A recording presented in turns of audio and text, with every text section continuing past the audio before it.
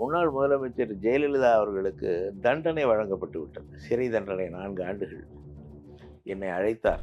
நான் தொலைக்காட்சிகளிலே, ஊடகங்களிலே பதில் சொல்கிறேன் என்ற காரணத்தினால் என்னை அழைத்தார். இது பற்றி நீ ஊடகங்களிலே பேசக்கூடாது என்று சொன்னார். ஏன்? நான் அவரோடு உட்கார்ந்து பேசிக் கொண்டிருக்கும் பொழுது ஒரு ஆங்கில தொலைக்காட்சியிலே என்னிடம் ஒரு கேள்வி கேட்டு விட்டார்கள். அவர் வெளியே அழைத்து கேட்டு விட்டார்கள். நான் சொன்னேன், justice delayed but not denied என்று சொன்னேன். வேறு எதுவும் சொல்லவில்லை. சொல்லிவிட்டு இவரிடம் வந்து எங்கே போனேன்னா இந்த டிவியில் கேட்டாங்க. டிவியில் பேச வேண்டான்னு சொன்னேன்ல, ஏன் பேசினேன்? நாணயம் வெளியிடுவது என்பது அரசாங்கம் வெளியிடுவது. எடப்பாடி பழனிசாமி சட்டமன்ற எதிர்க்கட்சி தலைவர். அவரை அழைக்க வேண்டியது மரபு. ஓ பன்னீர்செல்வம் ஒரு முன்னாள் முதலமைச்சர், அவரும் சட்டமன்ற உறுப்பினர். எல்லா சட்டமன்ற உறுப்பினர்களுக்கும் அழைப்பு சென்றிருக்கிறது. ஜெயலலிதா 4 நாட்கள் பிரச்சாரம் செய்தார் தமிழகம் முழுவதும். நீங்கள் ஒரே நாளில் பிரச்சாரத்தை முடித்து கொண்டீர்களே, ஏன்? என்ன காரணம்? என்ன வேறுபாட்டை நீங்கள் பார்த்து? அவர்களுடைய எண்ணம் என்னவென்றால், ஒரு நாளிலேயே மக்கள் செல்வாக்கை இவர் புரிந்து கொண்டார் என்று நினைக்கிறார். இதற்கு என்ன பதில் சொல்வார்? இதில் என்ன வித்தியாசம் இருக்கிறது? 3 நாள் வித்தியாசம் என்று போய்விட்டார். ஒரு முதலமைச்சர் வெளிநாடு போகிறார், ஒரு சில காலம் ஊரிலே இருக்கும் வாய்ப்பு அவருக்கு இல்லை என்றால், அந்த நேரத்தில் அமைச்சரவை கூட்டத்திற்கு யார் தலைமை தாங்குவது என்றால் துணை முதலமைச்சர் தான் தலைமை தான். அந்த பொறுப்பு அதற்காகத்தான் உள்ள பொறுப்பு. அந்த சூழ்நிலை, இவர் வெளிநாடு போகிறார், தலைவர் வெளிநாடு போகிறார், அதையொட்டி தான் இது பரபரப்பாக பேசப்பட்டு வருகிறதே தவிர, இல்லை என்றால் துணை முதலமைச்சரை நியமிக்க வேண்டும் என்றால் அவர் நியமித்து விட்டு போயிடுவார். உதயநிதி ஸ்டாலின் அவர்களை பின்பற்றி வரக்கூடிய இளைஞர்களுக்கு நிறைய முக்கியத்துவம் கட்சியில கொடுக்கப்படுறதாகவும், சீனியர்கள் ரொம்ப அப்செட்ல இருக்கிறதாகவும் தகவல்லாம் வருது. ஒரு மாவட்ட செயலாளர் இருக்கிறார் என்றால், அன்பில் தர்மலிங்கம் ஒரு மாவட்ட செயலாளராக இருந்தார். அவருடைய இடத்திலே செல்வராஜ் என்று ஒருவர் வந்தார். அவர் ஒரு இளைஞர். சற்று வேகமாக கழக பணியில் ஈடுபடுவார்கள் என்ற காரணத்தினாலே அந்த மாதிரியான நிகழ்வுகள் நிறைய நடந்திருக்கின்றன. திமுகவுக்கும் அது புதிதல்ல, எந்த கட்சிக்கும் அது புதிதல்ல. அண்ணமால்னாலே மன திருப்தி தான். Annamal institute of hotel management, Chennai Amrita aviation and hotel management college. படிக்கலாம் இன்று, பறக்கலாம் நாளை. குவி, இந்தியாவின் தலை சிறந்த vernacular edtech brand, skilling everyone everywhere. Kalaignar அவர்களுடைய அந்த 100ஆண்டு விழா அப்படிங்கிறது கடந்த ஆண்டு முழுக்கவும் சிறப்பாகவே திமுகவினர் செலிப்ரேட் பண்ணாங்க. அதனையொட்டி அந்த நாணயம் அப்படிங்கிறது இப்ப வெளியிடுறதா இருக்காங்க. இதை தொடர்ந்து கலைஞர் அவர்களுடைய சிறப்பம்சங்கள் நம்ம நிறைய இந்த கடந்த ஆண்டுல பார்த்திருப்போம். அந்த 100ஆண்டு விழாவை ஒட்டியே உங்களுடைய சிறப்பு அனுபவம் கலைஞர் அவர்களோட அப்படின்னா என்ன அனுபவம் சொல்லுவீங்க? ஒரு தலைவர் மக்களை பற்றியே எந்த நேரமும் கவலைப்பட்டு கொண்டிருந்த ஒரு தலைவர் இருந்தார் என்றால் அவர் தலைவர் கலைஞர் அவர்கள் தான். நான் அவரை வியந்து பார்ப்பதுண்டு. ஒரு சாதாரண விஷயத்தை கூட மிகுந்த அக்கறையோடு கவனிப்பார். உதாரணத்துக்கு ஒன்று சொல்ல வேண்டுமென்றால், கழகத் தோழர்கள் அவரை சந்தித்திருப்பார்கள். மாலையில் அவர்களிடம் கேட்பார், வெளியூரிலிருந்து வந்தவர்கள் எப்படி போகப் போகிறீர்கள்? இரவு வாகனத்தில் காரிலே சென்று விடுவோம் என்று சொல்வார்கள். ஜாக்கிரதையாக போங்கள் என்று அவங்களுக்கு ஆலோசனை சொல்லி அனுப்பிவிடுவார். காலையில் என்னை அழைப்பார். காரிலே சென்றார்கள் அல்லவா, அவர்கள்லாம் பத்திரமாக வீடு போய் சேர்ந்தார்களா என்று கேட்டாயா என்பார். கேட்கவில்லை என்றால் என்னை திட்டுவார். நம்ம தோழர்கள் காரில் அவ்வளோ தூரம் போயிருக்காங்க, எதுவும் காரில் போகிறதுல பல விஷயங்கள் இருக்குது, விபத்துகள் ஏற்படலாம், அவங்களாம் பத்திரமா போய் சேர்ந்தாங்களான்னு கேட்கணுங்கிற என் நினைப்பு கூட உனக்கு இல்லையே. ஆனால் அவர் இரவு முழுவதும் அதை யோசித்து கொண்டிருப்பதால்தான் இந்த கேள்வி காலையிலே என்னிடம் வருகிறது. அந்த அளவுக்கு அக்கறையோடு இருப்பவர். பல விஷயங்களில் அவருடைய அரசியலையே நான் பார்க்கும் பொழுது, சாதாரணமாக அரசியல்வாதிகள் ஆட்சியில் இருப்பார்கள், ஆட்சியில் இருக்கும் பொழுது அவர்கள் பல திட்டங்களை வகுப்பார்கள் சொல்வார்கள். ஆனால் இவர் சமுதாயத்திலே எந்தெந்த தரப்பு பாதிக்கப்பட்ட தரப்போ அவர்களுக்கெல்லாம் சிறப்பாக எதையாவது செய்ய வேண்டும் என்று கருதி அதற்கான திட்டமிட்டவர். ஒரு எடுத்துக்காட்டுக்கு சொல்ல வேண்டும் என்றால், ஒரு தலைவர் தன்னுடைய பிறந்த நாளை எப்படி கொண்டாடுவார் என்று பார்க்க வேண்டும். சாதாரணமாக யாராக இருந்தாலும் பிறந்த நாள் என்றால் ஒரு நிகழ்ச்சி நடத்துவார்கள், அல்லது வீட்டிலே நண்பர்களை அழைத்து அவர்களோடு அளவலாவி கேக் வெட்டி அதை பகிர்ந்து கொடுத்து முடித்து விடுவார்கள். ஆனால் இவர் ஒவ்வொரு பிறந்த நாளையும் சமுதாயத்தில் துன்பப்படுபவர்களுக்கான திட்டங்களை வகுக்கும் நடவடிக்கைகளை மேற்கொண்டார். ஒரு பிறந்த நாளை கைரிக்ஷா இழுப்பவர்களுடைய அந்த இதை போக்கி கைரிக்ஷாக்களை எல்லாம் திரும்ப பெற்றுக்கொண்டு சைக்கிள் ரிக்ஷா வாங்கி தரும் திட்டமாக அறிவித்தார். இன்னொரு பிறந்த நாளை கண்ணொளி வழங்கும் முகாம் நடத்தி கண் பார்வையற்றவர்களுக்கு பார்வை கொடுக்கும் அந்த நடவடிக்கையை மேற்கொண்டார். இன்னொரு பிறந்த நாளில் பிச்சைக்காரர்கள் மறுவாழ்வு நிதி என்ற ஒரு நிதியத்தை சேர்த்து அவர்களுக்கெல்லாம் தங்கும் விடுதிகள் கட்டி அவர்களுக்கு உணவு வழங்குவதற்கு ஏற்பாடு செய்தார்.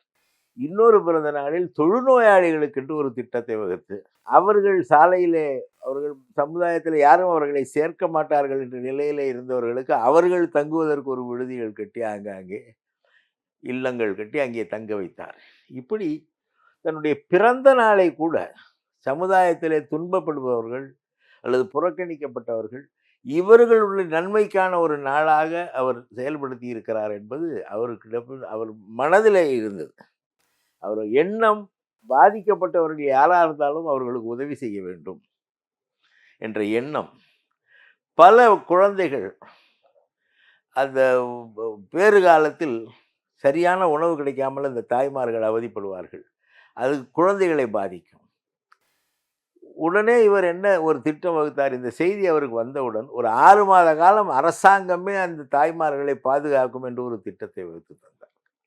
இப்படி அவருடைய திட்டங்கள் எல்லாமே எந்த தரப்பினர் பாதிக்கப்பட்டிருக்கிறார்கள், எந்த தரப்பினர் சமுதாயத்தால் புறக்கணிக்கப்பட்டவர்கள், இவர்களுக்கு என்ன செய்ய வேண்டும் என்று எண்ணி எண்ணி செய்தார்.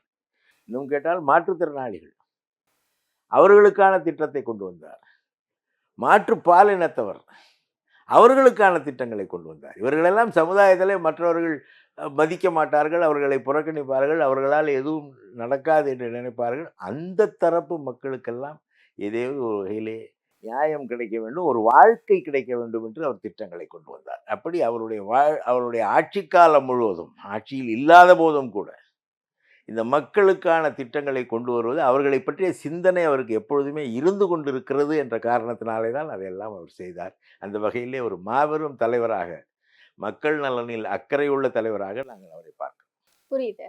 கலைஞர் அப்படின்னு சொன்னாலே எண்ணற்ற திட்டங்கள் நீங்க சொன்ன மாதிரி அடிக்கிட்டே போகலாம். பட் அதெல்லாம் கடந்து கலைஞருடைய பர்சனல் லைஃப் அப்படின்னு பார்த்தோம்னா, அவரு எப்படி இருப்பாரு? ஒரு நையாண்டி கலந்த ஒரு நபரா?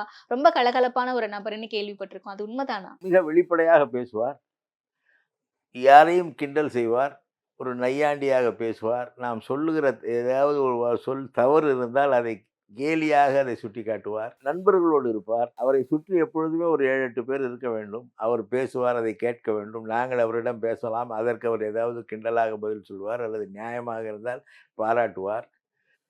மிக வெளிப்படையான ஒரு மனிதராக அவர் இருந்தார். அந்த மாதிரி ஒரு நையாண்டி கலந்த ஒரு அனுபவம் ஏதாவது பகிர்ந்துக்க முடியுமா? சாதாரண பேசிட்டு இருக்கும் பொழுது அவரிடம் போய் ஒரு தோழர் ஐயா என்று சொன்னார். ஐயாவா? யார் அது ஐயா? ஐயா என்றால் தந்தை பெரியார் மட்டும்தான் ஐயா, நான் ஐயா இல்லை. இப்படி அவரை பேசினவுடனே அவருக்கு என்ன பேசுவது என்று தெரியவில்லை. இத்தனைக்கு அவருக்கு நெருக்கமானவர் தான். அதே போல நான் சற்று காலதாமதமாக வருவேன் என்று அவருக்கு தெரியும். அதனால எங்கே டிகே இளங்கோவன் என்று கேட்பார். நேரத்துக்கு வந்து விட்டானா, நேரத்துக்கு வந்து விட்டாயா, இனி அப்பொழுது டிகே இளங்கோவன் இல்லை, வேறு யாரோ என்பார். இப்படி நகைச்சுவையாக நம்முடைய தவறுகளை அல்லது வேறு வழியிலே சுட்டி காட்டுவார். மிகுந்த நெருக்கமாக இருப்பார். பல குணங்கள் அவருக்கு. ஒரு முறை முன்னாள் முதலமைச்சர் ஜெயலலிதா அவர்களுக்கு தண்டனை வழங்கப்பட்டு விட்டது, சிறை தண்டனை 4 ஆண்டுகள். என்னை அழைத்தார். நான் தொலைக்காட்சிகளிலே ஊடகங்களிலே பதில் சொல்கிறேன் என்ற காரணத்தினால் என்னை அழைத்தார். இது பற்றி நீ ஊடகங்களிலே பேசக்கூடாது என்று சொன்னார். நான் அவரோடு உட்கார்ந்து பேசி கொண்டிருக்கும் பொழுது ஒரு ஆங்கில தொலைக்காட்சியிலே என்னிடம் ஒரு கேள்வி கேட்டு விட்டார்கள். அவர் வெளியே அழைத்து கேட்டு விட்டார்கள். நான் சொன்னேன், justice delayed but not denied என்று சொன்னேன். வேறு எதுவும் சொல்லவில்லை. சொல்லிவிட்டு இவரிடம் வந்தேன். எங்கே போனேன்னா, இந்த டிவியில் கேட்டாங்க. டிவியில் பேச வேண்டான்னு சொன்னேன்ல, ஏன் பேசுனேன்னாரு. இல்லை, நான் இதை தான் சொன்னேன், வேற ஒன்றும் பெருசாக சொல்லலைன்னு. ஒருவர் சிக்கலில் மாட்டிக்கொள்ளும் பொழுது, அவர் எதிரியாக இருந்தாலும் யாராக இருந்தாலும், அவர்களுக்கு ஒரு துன்பம் வரும் பொழுது அதை நாம் அரசியல் காரணங்களுக்காக பயன்படுத்தி கொள்ளவோ, கேலி செய்யவோ, கிண்டல் செய்யவோ கூடாது. ஜெயலலிதா எனக்கு எவ்வளோ பெரிய எதிரியாக இருந்தாலும் இன்றைக்கு ஜெயலலிதாவுக்கு ஒரு சிக்கல் வந்திருக்கிறது, அவரை பற்றி நீ பேசக்கூடாது, அது நாகரீகம் அல்ல என்று எனக்கு சொல்லி கொடுத்தார். அப்படிப்பட்ட தலைவர் அவர். எல்லா விஷயங்களிலும் அவர் தன்னை தனித்து அவருடைய சிந்தனை அந்த போக்கிலேயே இருக்கும். புரியுது. ஆனா இப்ப சமகால அரசியல் அப்படிதான் மாறிடுச்சுன்னு நினைக்கிறேன் நான். ஒருவருக்கு சிக்கல் இருக்கும்போது தான் அத வச்சு அரசியல் பண்றாங்க. அதுதான். அது அவரிடம் 1% கூட கிடையாது. அவர் அதை தெளிவாக சொல்வார். ஒருவருடைய துன்பத்திலே நீ மகிழ்ச்சி அடையக்கூடாது. அவர்களை பற்றி எதிர்த்து பேசுவது என்பது வேறு. பலசாலியோடு மோது, பலமில்லாதவனோடு மோதி பெரிய வெற்றி பெற்றதாக நினைக்காதே, அது பெரிய தவறு என்று சொல்லிக் கொடுப்பார்.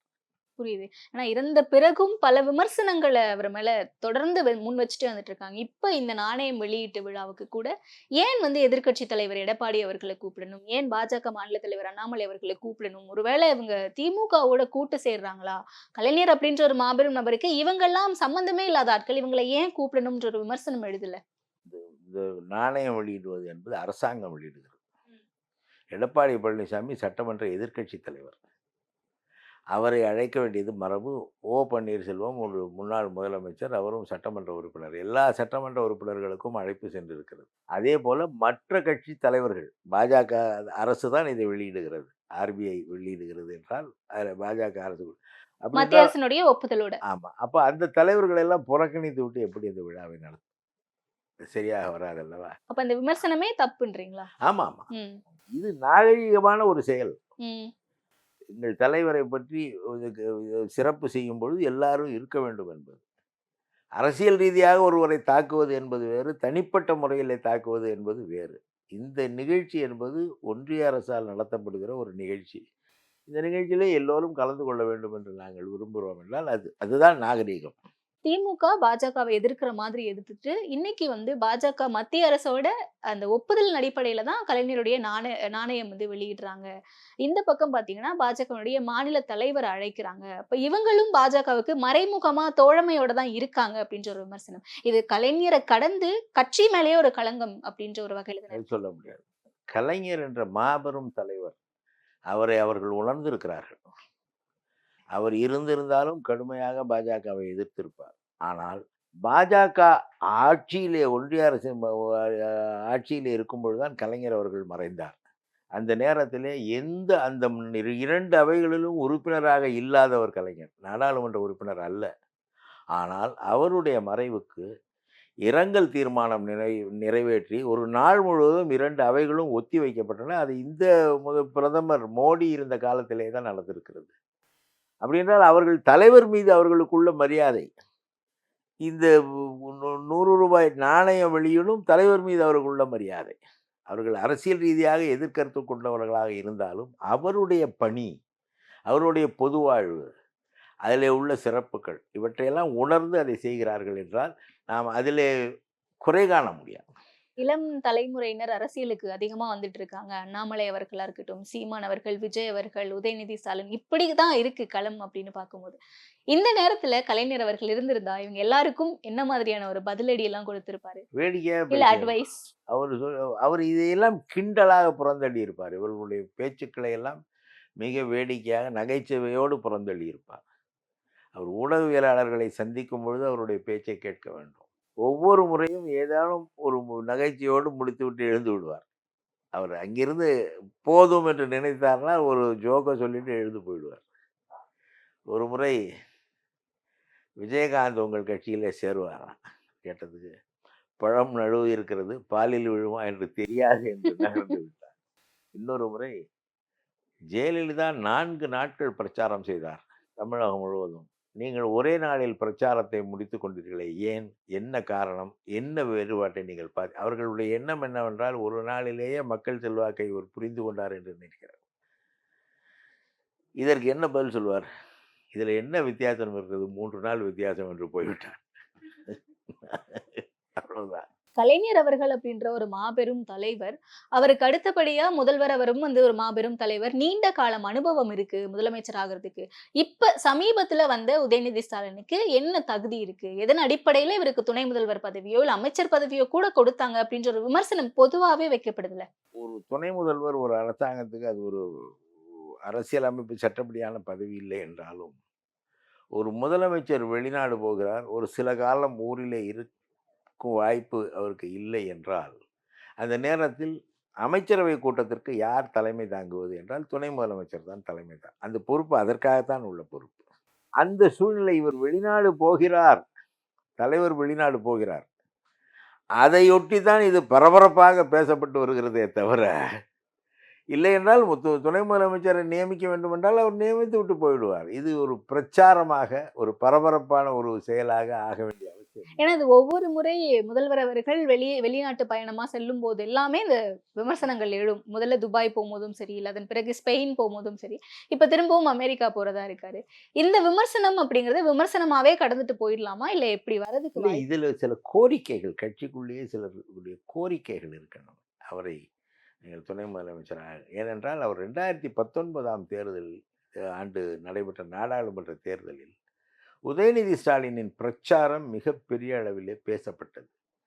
மக்களை கவர்ந்த பிரச்சாரமாக 2019 நாடாளுமன்ற தேர்தலாகட்டும், 2021 சட்டமன்ற தேர்தலாகட்டும், தனியாக அவர் செய்த பிரச்சாரம். இந்த 2024 நாடாளுமன்ற தேர்தலிலும் கூட அவர் தனியாக தமிழகம் முழுவதும் சுற்றி சுழன்று பிரச்சாரம் செய்து ஒரு வெற்றியின் பெற்றிருக்கிறது திமுக.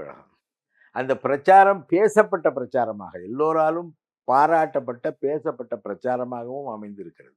அந்த வலிமை என்பது ஒரு இயல்பாகவே ஒரு தலைமை குணம் உள்ளவர்களுக்கு அல்லது கொள்கை ஈர்ப்பு உள்ளவர்களுக்கு, இவர்களுக்கு தான் அந்த பலம், அந்த வலிமை வரும். அதை அவர் வெளிப்படுத்தி இருக்கிறார்.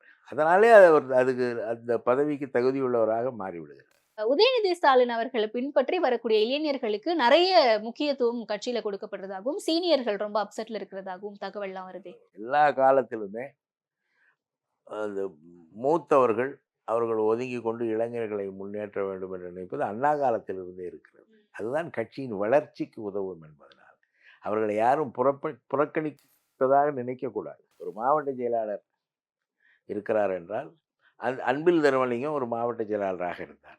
அவருடைய இடத்திலே செல்வராஜ் என்று ஒருவர் வந்தார். அவர் ஒரு இளைஞர். சற்று வேகமாக கழக பணியில் ஈடுபடுவார்கள் என்ற காரணத்தினாலே அந்த மாதிரியான நிகழ்வுகள் நிறைய நடந்திருக்கின்றன. திமுகவுக்கும் அது புதிதல்ல, எந்த கட்சிக்கும் அது புதிதல்ல. சில நேரங்களிலே இளைஞர்களை ஊக்குவிக்க வேண்டும். இந்த கட்சி தொடர்ந்து செயல்பட வேண்டும், நடக்க வேண்டும், முறையாக நடக்க வேண்டும் என்றால் அந்த மூத்தவர்கள் இருக்கும் பொழுதே ஒரு இளைஞரை உருவாக்கி அவருடைய பணிகளை சரி செய்து அவர்களை முன்னேற்றம் பாதையிலே கொண்டு விட்டால் அது இயக்கத்திற்கு பயன்படும் என்பதனாலே இதை செய்வார்களே தவிர அதில் தவறு இருப்பதாக எனக்கு தெரியவில்லை. ஆனால் எந்த மூத்தவரும் புறக்கணிக்கப்படவில்லை. அமைச்சரவையில மாற்றம் இருக்கும்னு சொல்றாங்களே சார். அதுவும் முதலமைச்சருடைய அந்த ஸ்மைல்ல ஏதோ இருக்கே சார். இல்லை, ஒன்றும் இல்லை. இது எல்லாமே அவர் முடிவெடுக்க வேண்டிய விஷயங்கள். அண்ணம்மாள்னாலே மன திருப்தி தான். Annamal institute of hotel management. Chennai Zamita Aviation and Hotel Management College. படிக்கலாம் இன்று, பறக்கலாம் நாளை.